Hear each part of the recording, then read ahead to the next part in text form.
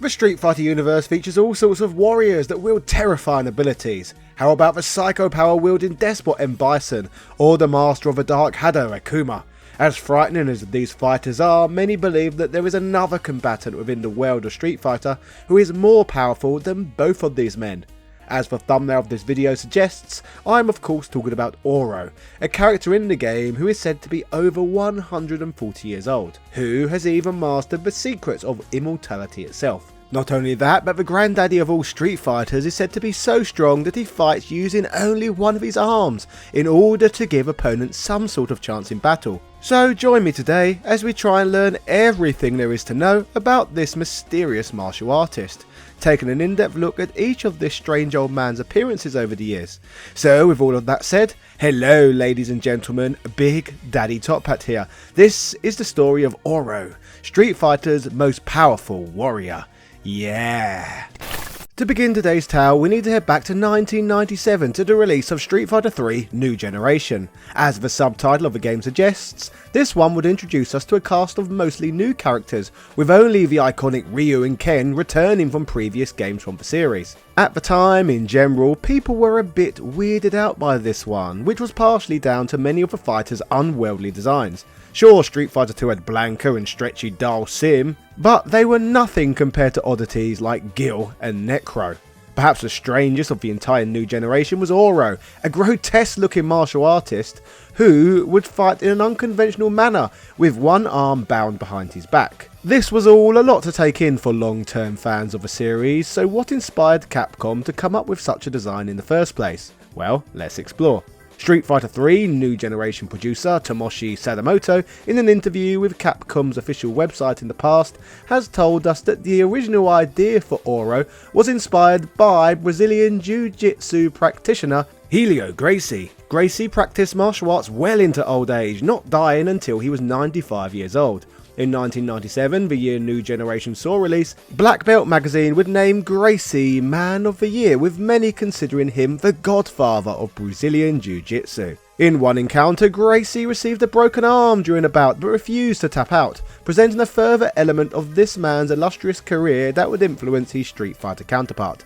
Others have noted that the old martial artist Oro is evocative of Sukaku Takeda, one of the last samurais. During the turn of the 20th century, as Japan was modernising, he spread his knowledge of his martial art and was also found Aikido. Parallels with elements of his design and backstory also draw similarities with that of Dragon Ball's Master Roshi. Roshi in the series is an elderly martial arts master who has drunk from the fountain of youth. Both characters also have a pet turtle. In New Generation, Oro would be depicted as an ancient hermit with thinning hair, bizarre golden skin and terrifying glowing red eyes. Clothing wise, he wears a torn red tarp-like cloth with a rope, giving him a monk-like appearance. Fighting with one arm behind his back, it is said to be bound by a magic spell, although he can apparently dispel its effects and unleash his full power at any given moment he chooses. In the Street Fighter 3 games, Oro decides that he is going to compete in the World Warrior Tournament, with hope being in place that he can find some potential students that he can pass his wisdom on to. Prior to this tournament taking place, it is said that the fighter of Japanese descent lived in the Amazon jungle, in a cave with many pets, including a turtle and a dog. In earlier life, before relocating to the jungle, Oro is said to have been a martial arts instructor, who would move to Brazil with a friend in 1908. Life in Brazil would not pan out how Oro expected, with him eventually becoming a recluse. It was in his retreat away from society that Oro would slowly learn the secrets of esoteric martial arts, eventually mastering them. It is said that many would learn of Oro and seek him out for training, but all would drop out due to his extreme training regime being too tough. Oro would enter the Third World Warrior Tournament with the hopes of finally finding those elusive students. In New Generation and the subsequent Street Fighter 3 updates, the extremely powerful Oro fights using the art of Senjutsu. This is a Chinese martial arts of mythical and legendary proportion. Due to having over a century of practice, it is said that Oro has full mastery of his body and ki, resulting in him being capable of monstrous strength and stamina, surpassing all other fighters. In fact, Oro has grown so wildly powerful that he has gained immortality, perfected telekinesis, and can survive and thrive in even the most extreme atmospheres and environmental conditions. The fact that Oro fights using just one arm often results in him lulling his opponents into a false sense of security, leading to them often misreading his unconventional moves. Oro has the ability to perform a projectile attack, which involves throwing an iridescent golden ball of light at foes from an angle. He is also known to utilise a trademark uppercut and a throw which involves him clutching opponents by their collar and launching them into the ground 3 times in succession. Super arts wise, Oro has the Kishin Riki, an attack that demonstrates his superhuman strength. He also can unleash a large floating ball of ghostly ki and levitate various objects around him. This is just a fraction of the strange manoeuvres that this enigmatic fighter takes advantage of in combat. The Street Fighter 3 games aren't great in terms of telling us much about the Street Fighter story, but what we do know is that Oro stumbles across rumours of Gil's secret society.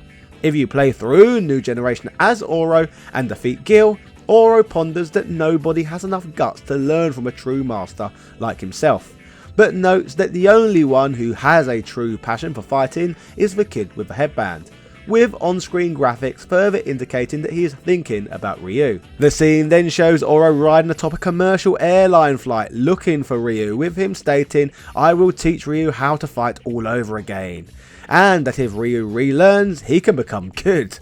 Fighting against various opponents in Street Fighter 3 can tell us more about Oro through different win quotes. These suggest that Oro was a lot like Ryu when he was younger, but prideful like Dudley. It is speculated that this pride often hindered Oro in life and would ultimately be responsible for landing him in bother, with him eventually retiring to the jungle to become the hermit we all know. Likely inspired by Dragon Ball's Master Roshi, Oro's win quotes against fighters in Third Strike tell us that despite Oro's age, he is still a big fan of the ladies. In the Japanese version of the game, he lets Yang know that he was very popular with women in his heyday when he had long black hair. After defeating Ibuki, he asks her if she thinks he is a handsome fellow, and upon beating Chun-Li, he asks her if she would perhaps take interest in a man who aged like fine wine such as himself. Due to the lecherous side of his personality, it is said that pretty girls is Oro's only true weakness. In Third Strike, Oro also does battle with Akuma, another individual who is often considered the Street Fighter universe's most powerful. Oro notices his incredible level of ki, and notes his power is impressive for a young man, but ultimately jokes about with Akuma. Akuma warns him to watch his words or they will reveal his destruction, with Oro replying that he is disturbed that Akuma thinks he is a master of fists, and that the road to true mastery is much harder, so warns Akuma that he is meeting someone who has travelled such a road.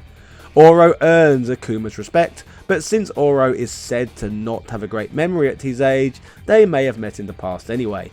Oro's ending in Third Strike sees him sitting atop a rock levitating a boulder above his head, with him noting it has been 50 years since he has taken training seriously, but recalls his recent encounters with Ryu, stating, "Whenever I see that kid, my blood begins to boil again," commenting Ryu is pretty unique, so he guesses he won't be bored for the time being. It is then revealed that Ryu is pressing the rock that Oro is sitting atop, with Ryu straining that he thought he heard that strange old man's voice, but maybe it was just his imagination. Oro imagines Ryu training hard this very moment, with him stating that he hoped Ryu becomes so strong that he will have to use both arms to compete with him, but quips it would take at least 15 years before that could possibly happen. This would bring Oro's canon appearances in the Street Fighter series to a close for quite some time, but it is worth mentioning that he would still show up here and there. This would include being seen in the background of running battle mode in Super Gem Fighter Minimix, as well as showing up in multiple different comic books too. In Street Fighter 3 Ryu Final, Oro appears as Ryu's teacher and travel partner. They first encounter each other with Oro robbing the martial artist in his sleep, only for Oro to challenge Ryu to a match to get his belongings back. Oro, with his mystical martial arts abilities, easily overwhelms his much younger opponent, but discovers that Ryu's belongings are just all cheap garments. Oro declares that Ryu instead must become his apprentice. In Street Fighter Legends Ibuki, Oro defeats Makoto's father with ease, with one hand bound behind his back, Many years pass and Makoto challenges Oro to try and make up for the humiliation, but Oro refuses, insisting she is not ready. He instead offers her hope by stating he may fight her one day, another time perhaps. More hilariously, he shows up in Street Fighter vs Darkstalkers, with him this time being lured by a succubus and subsequently disappearing. I did previously say this man has one weakness, didn't I? On August the 9th, 2021, after many years, Oro would finally be announced to be returning to the Street Fighter franchise, with a trailer revealing his look and combat abilities in Street Fighter V. Now carrying a turtle in one hand as opposed to having an arm bound behind his back, Oro would still fight using his familiar combat style. Oro's story costume would also be revealed, which is an awesome homage to Master Roshi's attire from the Dragon Ball series. Everyone's favourite Street Fighter pervert can now fight wearing the same Hawaiian style shirt and sunglasses as the fan favourite from Dragon Ball. After joining the game as part of Street Fighter V's 5th season of DLC, in his prologue known as the Wandering Hermit, the lucky fella has the privilege of doing battle with Rose. Oro is allegedly doing this to help Rose harness her soul power, but Oro is easily able to defeat her. She educates Oro about the existence of G and the death of M. Bison, but Oro is already aware she is trying to perfect her soul power because of G. While Rose considers Oro wise and experienced, Oro sees her as a potential great catch and wishes he was 100 years younger to fully take advantage of the situation. Later, Oro decides to have dinner with Dhalsim, who of course is cooking curry. Oro tells Dhalsim that Bison's psycho power haunts the planet even after his death. The two spar with Dhalsim, commenting how unpredictable Oro is in combat. Oro explains to Dhalsim that Bison's negative psycho energy will continue to have an adverse effect on people, and because of that an apocalypse could still be brought forward. But the wise Oro notes that the same people who are capable of such levels of destruction can conversely be taught to prevent it. He states that those with pure hearts and minds do not seek power to destroy, but for their own sake, mentioning that even Psycho Power and the Dark Shadow share capabilities for good. But before Oro is able to elaborate further, he is distracted by the fact the curry is ready. Dhalsim wants to learn more, but Oro insists that young people like him should discover things for themselves. What is clear though from this whole talk is that power should be used for good, as evil only intends to abuse power. Street Fighter V also reveals to us that Oro likely crossed paths with Retsu in the past, and Karin learns that he is knocking about via intel from her butler. He mentions that he is likely the same martial artist who once fought against her grandfather for 3 straight days. Due to this, Karin hopes to meet him herself someday. An encounter with Menat sees her warn him about the future, but Oro is unfazed, as apparently he was already aware of what would be happening in the future anyway himself. Speaking of the future, this brings us along to Street Fighter VI, the newest Street Fighter game. While Oro has not surfaced in the game as of yet, it is of note that an older Ryu in the game has begun wearing an attire that is noticeably similar to that of the over-century-old Oro. Will we at some point see these two powerful fighters cross paths again one day? I guess only time will tell us really.